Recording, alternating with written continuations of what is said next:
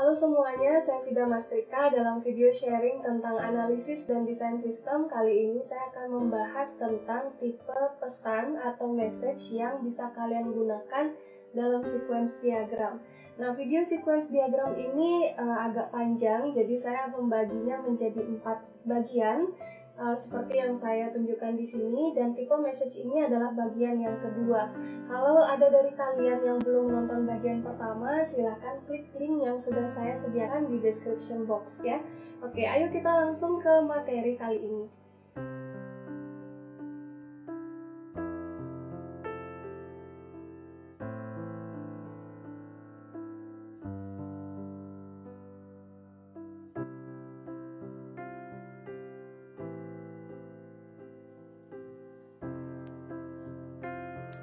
Nah, di video sebelumnya kalian sudah belajar tentang sequence diagram secara umum, dan saya juga sudah menyebutkan sedikit saja tentang message ya.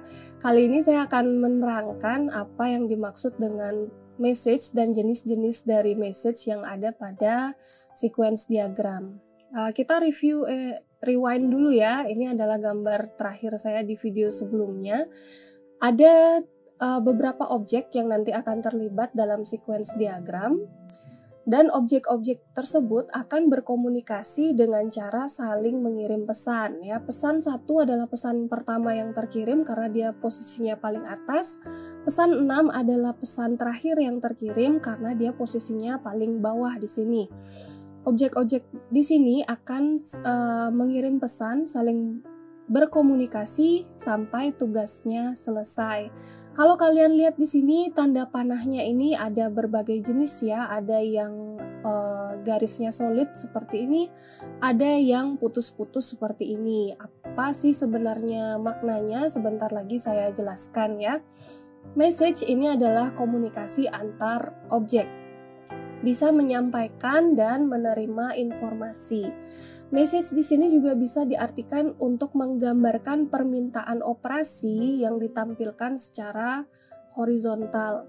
Dia mengalir dari pengirim, sender, ke penerima atau receiver. Coba kita kembali ke gambar yang tadi.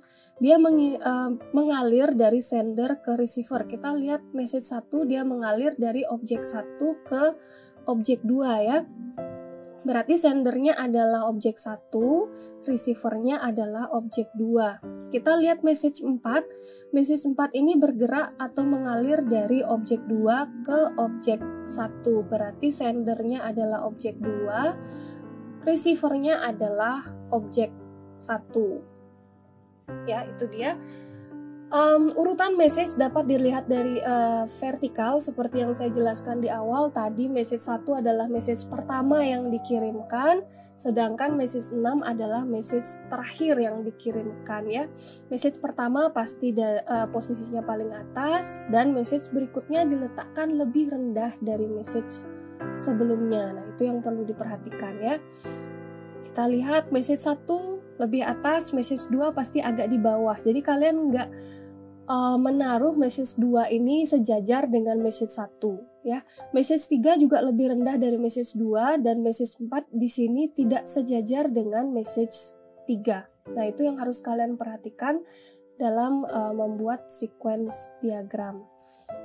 Oke, selanjutnya ya, message digambarkan dengan tanda panah yang berbeda untuk setiap jenis message. Message dapat mengalir dari kiri ke kanan, bisa dari kiri ke kanan, bisa dari kanan ke kiri, atau bisa juga kembali ke message caller atau pengirimnya, seperti itu ya. Oke, tipe dari message ada synchronous, ada written, dan ada asynchronous. Kalau synchronous dengan written bisa dilihat dengan jelas bedanya ya. Kalau synchronous di sini dia solid line dengan anak panah yang terisi seperti ini. Written garisnya putus-putus dengan anak panah yang terbuka. Asynchronous di sini solid line dengan anak panah yang terbuka. Bedakan di sini kepala panahnya tertutup ya. Yang ini terbuka seperti ini. Setiap message itu di atas atau di bawah atau di atasnya di sini bisa kalian berikan label dengan nama message-nya. Nah, kenapa di sini ada kurung buka dan kurung tutup? Karena biasanya kita melabeli message itu dengan metode tertentu. Metode itu apa? Kalian review lagi object oriented programming ya. Kalau kalian mendeklarasikan nama metode, kira-kira seperti ini. Ada nama metode, kurung buka, kurung tutup. Kalau memang ada isinya di sini ya, ada parameternya, silakan kalian berikan keterangan parameternya di dalam tanda kurung tersebut. Nah, itu adalah contoh dari bagaimana kita memberi nama message. Tapi kalau misalnya kalian tidak memberikan nama message-nya dengan metode juga tidak apa-apa. Kalau yang seperti ini lebih ke teknikal ya. Jadi lebih ke lebih gampang nanti kita mendefinisikan metode mana yang digunakan. Tapi tidak apa kalau misalnya kalian tidak memberikan nama message-nya sesuai dengan metode yang ada. Saya bahas satu-satu. Dari synchronous message, ini digunakan ketika message caller atau sendernya itu menunggu pesan kembali atau return message dari receivernya. Ini sendernya, ini receivernya. Dia mengirim pesan. Ingat yang synchronous itu tanda panahnya tertutup seperti ini ya. Kalau begini berarti dia akan menunggu pesan kembali atau return message yang tadi putus-putus itu dari receivernya ya. Ini adalah panggilan pesan yang biasa digunakan untuk komunikasi normal antara pengirim dan penerima. Memang biasanya kita mengirim pesan terus kita akan menunggu balasan dari receivernya gitu ya. Setelah itu ada yang namanya return message. Oke. Ini adalah bagian opsional dari sequence diagram yang digunakan untuk menunjukkan aliran pesan kembali ke pengirim. Ini berupa garis putus-putus dengan open arrowhead yang terbuka seperti ini.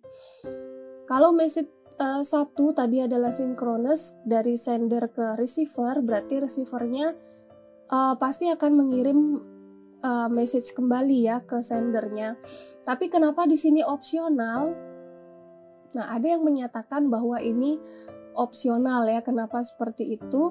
Kita tahu kalau ini ini sinkronus, pasti dia menunggu balasan.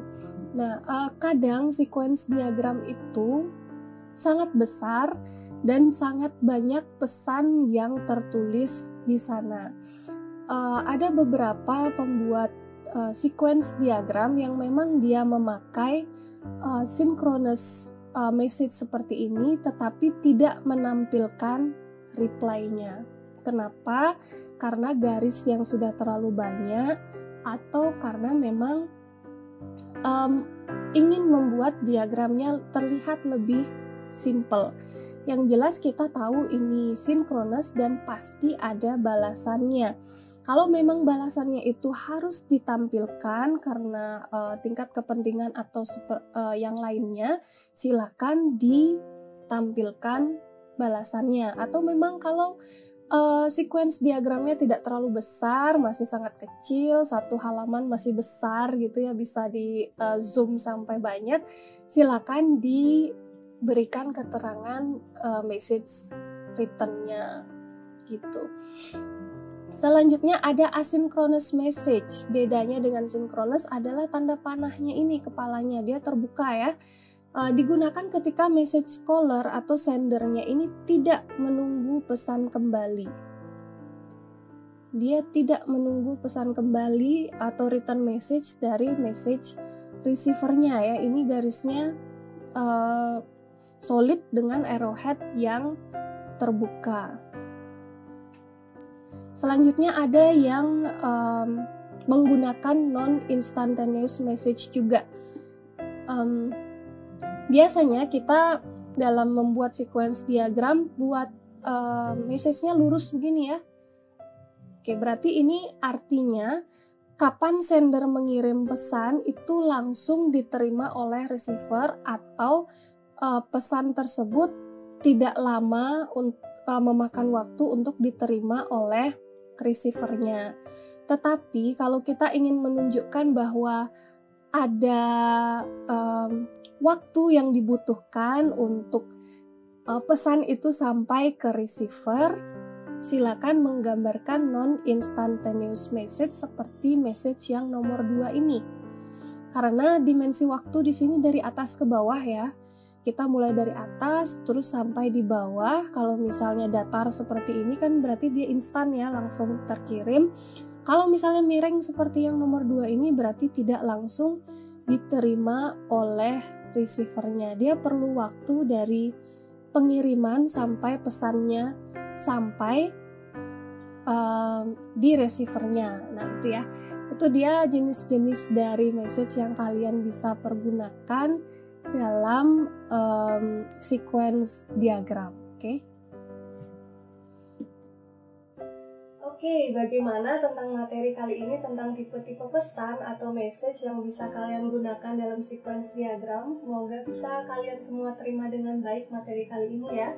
Pada video selanjutnya saya akan membahas tentang sequence fragment atau bagian-bagian dari sequence diagram yang bisa kalian gunakan. Contohnya, misalnya dalam activity diagram kalian ada loop atau kalian ada percabangan. Nah, bagaimana caranya membuat percabangan tersebut dalam sequence diagram? Itu bisa dengan sequence fragment ya. Sampai ketemu di video saya selanjutnya.